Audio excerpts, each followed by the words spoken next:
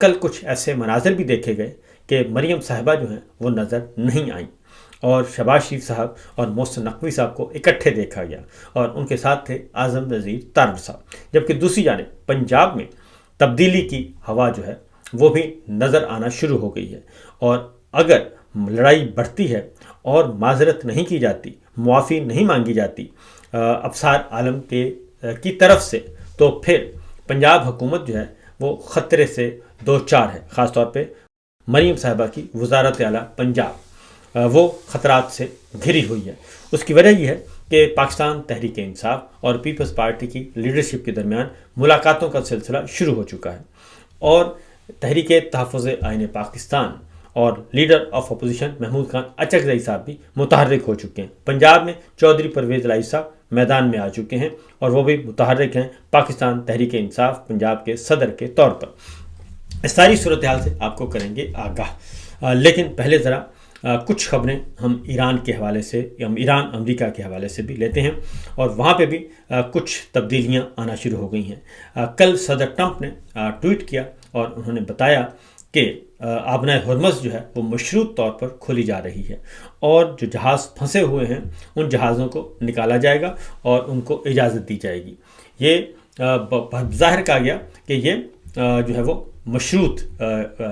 طور پہ یہ کام کیا جا رہا ہے۔ صدر ٹرمپ نے میڈیا پہ جو بیان جاری کیا، انہوں نے کہا کہ دنیا کے کچھ ممالک نے ہم سے اپنے جہاز نکالنے کے لیے مدد مانگی ہے، اور امریکہ پیر کی صبح آبنائے ہرمز میں پھنسے جہازوں کو آزاد کرانے کی کوشش شروع کر دے گا، اور ان ممالک کا کہنا ہے کہ جب تک ہرمز نکلنے کے لیے محفوظ نہیں ہو جاتا وہاں سے جہاز جو ہیں وہ واپس نہیں جائیں گے۔ یہ صورتحال امریکی صدر نے یہ بتایا، لیکن جبکہ حقیقت میں اصل مسئلہ کیا ہے؟ اصل مسئلہ یہ ہے کہ صدر ٹرمپ نے چائنا کا وزٹ کرنا ہے، اور اس وزٹ میں جو کہ 14 اور 15 مئی کو ہے، اور صدر ٹرمپ کی اور چین کے صدر کی ملاقات ہے، بہت امپورٹنٹ ملاقات ہے، خاص طور پہ اس وقت جو خطے کی صورتحال ہے، ایران اسرائیل امریکہ جنگ کے بعد۔ یہ وزٹ بہت پہلے ہونا تھا، لیکن یہ مؤخر ہوتا گیا اور ملتوی ہوتا گیا۔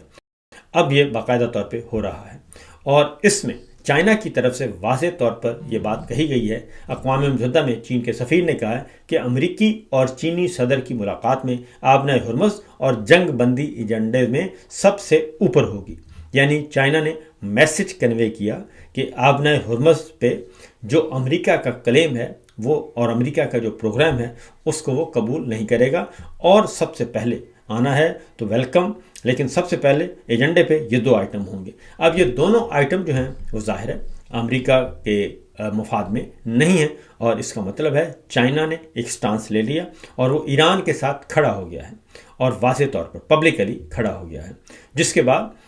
جو بیلنس آف پاور ہے، طاقت کا توازن، وہ بگڑ گیا اور وہ ایران کے حق میں چلا گیا۔ اس لیے اس سے پہلے 14-15 مئی سے پہلے صورتحال کو صدر ٹرمپ جو ہیں وہ معمول پر لا رہے ہیں، اور پھر یہ کہ یورپ جو ہے، یورپین یونین جو ہے، اور مغربی ملک جو ہیں، برطانیہ اور یورپ کے دیگر بڑے بڑے ملک، وہ بھی اس کا مطالبہ کر رہے ہیں کہ آپ نے ہرمز کو جو ناکہ بندی کی ہوئی ہے، بحری ناکہ بندی ایران کی امریکہ کی طرف سے، اس کے خلاف ہیں، اور وہ امریکہ کا ساتھ بھی دینے کے لیے تیار نہیں ہیں۔ اس طریقے سے چیزیں جو ہیں وہ معمول پہ آ رہی ہیں۔ پھر ایک اور ڈیولپمنٹ ہوئی، اور وہ صدر ٹرمپ نے کانگریس کو خط لکھا ہے کہ ایران کے ساتھ مسلح کشیدگی ختم ہو گئی ہے، اور امریکی صدر نے امریکی کانگریس کو خط لکھ کر اس میں کہا کہ جی مسلح کشیدگی ختم ہو گئی ہے، اور خطے میں امریکی فوجیوں کی موجودگی کے باوجود ایسا موقف، انہوں نے کہا کہ جو ایکسپرٹس ہیں وہ کہہ رہے ہیں کہ ٹرمپ انتظامیہ جنگ کے لیے کانگریس سے منظوری حاصل کرنے کی مجبوری سے بچ سکے گی، لیکن میرا خیال ہے کہ سچویشن جو ہے وہ دوسری طرف ہے، کیونکہ سپورٹ نہیں مل رہی، اس لیے یہ لڑائی جو ہے اب غیر اعلانیہ طور پر اعلان کر دیا گیا ہے، غیر رسمی طور پہ اعلان کر دیا گیا ہے کہ یہ جنگ ختم ہو چکی ہے، اور اگر یہ جنگ ختم ہوتی ہے تو اس کے بعد پھر کیا ہوگا؟ اس کے بعد اسلام آباد ٹاکس جو ہے اس کا رول بھی ختم ہو جائے گا، اور پاکستان کے حکمران جو ہیں جو ثالثی کا کام کر رہے تھے، اور وہ ثالثی کا کام بھی ختم ہو جائے گا، کیونکہ اب براہ راست صدر ٹرمپ کہتے ہیں کہ ہماری ٹیمیں جو ہیں وہ ایرانی لیڈرشپ کے ساتھ براہ راست رابطے میں بھی ہیں۔ تو یہ تو ہے صورتحال ایران اسرائیل امریکہ جنگ کی اور جنگ بندی سے آگے کے معاملات۔ اب چائنا نے پوزیشن سنبھال لی ہے اور اعلان سنبھال لی ہے، تو اس کا مطلب ہے کہ اب بڑوں کے درمیان معاملہ چلا گیا ہے اور اب ایران کے جو بھی معاملات ہیں وہ چائنا کے ذریعے سے ہوں گے، اور پہلے بھی جو جنگ بندی کروائی تھی وہ بھی چائنا کی انٹروین کیا تھا چائنا نے، اس کے بعد ہوئی تھی۔ اب آتے ہیں ذرا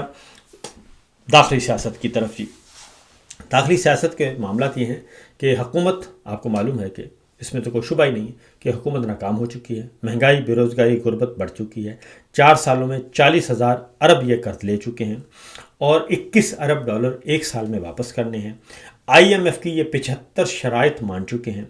اور ہر معاملے میں جب بھی مذاکرات ہوتے ہیں، جب بھی قسط لینی ہوتی ہے، مزید شرائط عائد کی جاتی ہیں، اور اس وقت دنیا بھر میں سب سے مہنگا ترین جو پٹرول، ڈیزل اور بجلی ہے وہ پاکستان میں مہنگی ہے، اور ہمارے کاروباری لوگ، تاجر حضرات، وہ اپنا سرمایہ بیرون ملک منتقل کر رہے ہیں، اور یہ کوئی ہم نہیں کہہ رہے بلکہ خود وزیر داخلہ محسن نقوی، خصوصی ایلچی برائے فیلڈ مارشل، وہ خود کہہ چکے ہیں۔ تو اس میں تو کوئی شبہ ہی نہیں ہے۔ اب معاملہ یہ ہے کہ دوسری جانب مریم صاحبہ، نواز شریف صاحب جو ہیں وہ اب ایک بیانیہ بنانے کی کوشش کر رہے ہیں، اور انہیں بھی نظر آ رہا ہے کہ ہم ناکام ہو چکے ہیں اور ہمارا ووٹ بینک بھی ختم ہو چکا ہے، اور جعلی فارم 47 کے ذریعے ہم آئے اور ہماری حکومت نہیں ہے، حکومت کر رہے ہیں فیلڈ مارشل۔ لہٰذا وہ کہتے ہیں کہ اب ہم نے کافی کچھ مزے لوٹ لیے ہیں، 4 سال سے اقتدار کے ایوانوں میں ہیں، اب ذرا ماحول بنایا جائے تصادم کا، اور انہوں نے یہ کام کے لیے یہ ٹاسک دیا، اور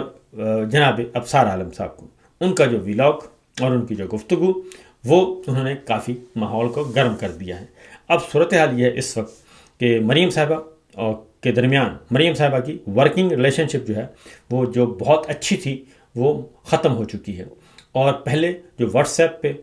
رابطے ہوتے تھے وہ بھی ختم ہو چکے ہیں۔